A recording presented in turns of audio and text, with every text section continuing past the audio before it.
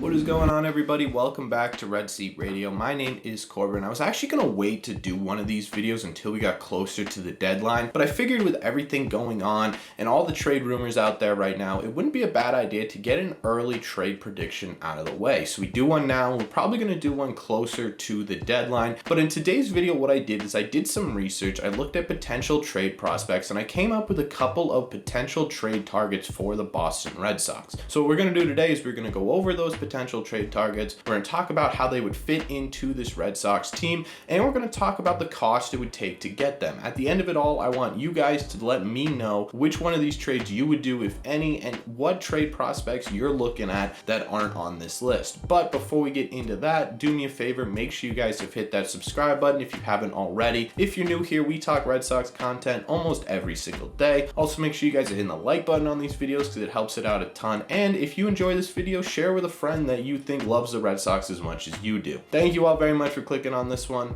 Let's get into it.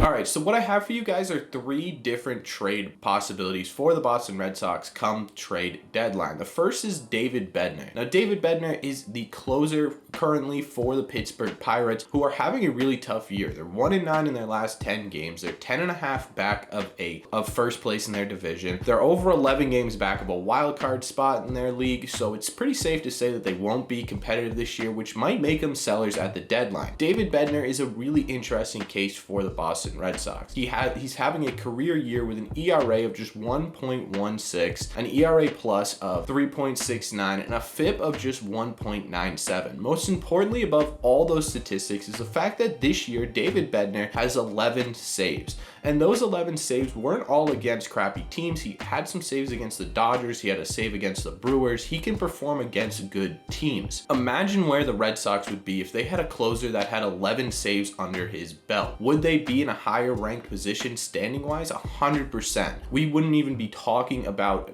trading for a closer if the Red Sox had a closer even close to what David Bedner is performing at. The problem with David Bedner is that he has a bunch of years of control on him as well. And while that seems like a good thing on the surface, and he's not a free agent until 2027, that increases David Bedner's value.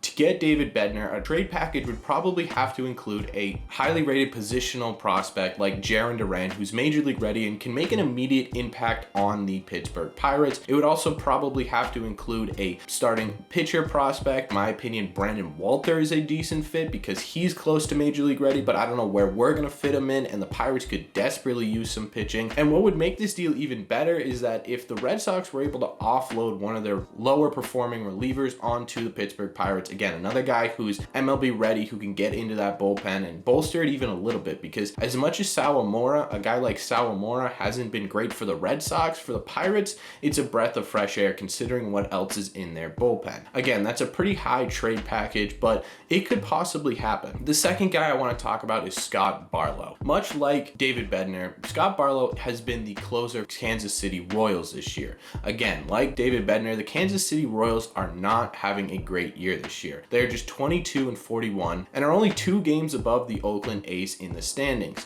Another team that will probably be selling at the deadline. Scott Barlow this year is having a career year ERA wise. He has an ERA of just 1.63 with an ERA plus of 251, but there are some concerns with Scott Barlow. Concerns come in the advanced statistics. His FIP is much higher than his ERA, sitting at 3.75, and his K/9s are the worst of his career at just 8.5. However, he has been able to finish off games for the Kansas City Royals regardless of the FIP, regardless of the K/9. He has 14 games closed. He also has 7 saves. So clearly he's been able to finish off games for the Royals. In fact, he's only allowed 6 runs in 24 outings, which is a pretty good statistic in my opinion. The Red Sox could take a chance on this guy. Maybe he's not exactly a closer, but to help bolster that back end bullpen would definitely help this team.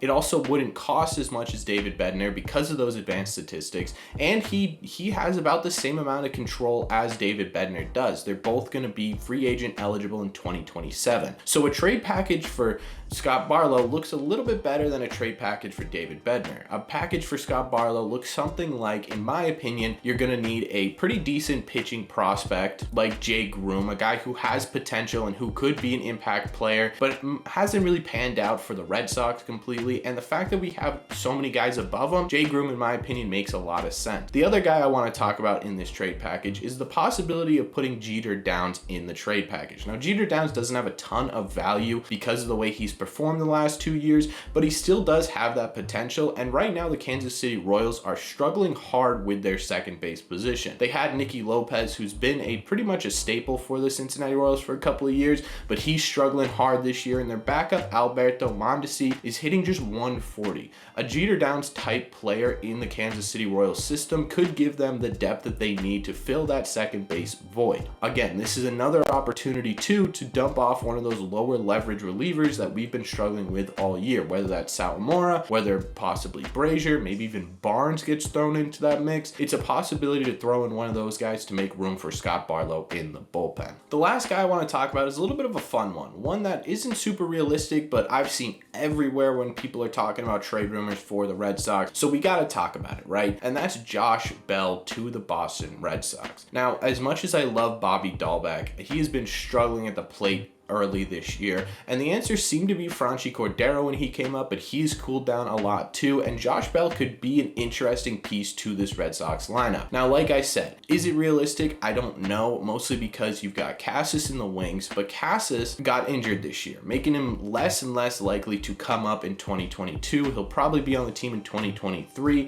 and the Red Sox could use a down the stretch big power bat like Josh Bell, who's having a fantastic season this year. He's tearing it up a little bit. Actually, he has a 2.99 batting average with 11 home runs, 40 RBIs, and an OPS plus of 149. Now, defensively, he's not exactly a defensive wizard or anything. He's not going to win you a Gold Glove, but he's a pretty average fielder and will definitely be able to be serviceable at that first base position. The one thing about Josh Bell is this would have to be a pretty big trade. The Washington Nationals don't have a ton of studs, and Josh Bell is one of them, meaning that he's pretty valuable to the Washington Nationals. He is on a 1-year, $10 million deal, so this would probably be a loner type trade like we saw with Kyle Schwarber last year. A guy to bolster this lineup, to add a new bat to this lineup, to push them towards the playoffs and make a run once we get there. The package for Josh Bell would probably have to be some pretty major pitching prospects, because right now the Nationals actually have a fairly decent batting team, but their pitching staff is terrible. So in my opinion, a prospect package for Josh Bell